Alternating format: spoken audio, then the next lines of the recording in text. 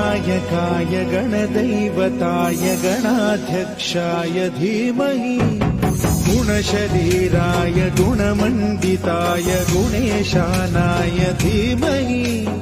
गुणातीताय गुणाधीशाय गुणप्रविष्टाय धीमहि एकदन्ताय वक्रतुण्डाय गौरीतनयाय धीमहि गजेशानाय भालचन्द्राय श्रीगणेशाय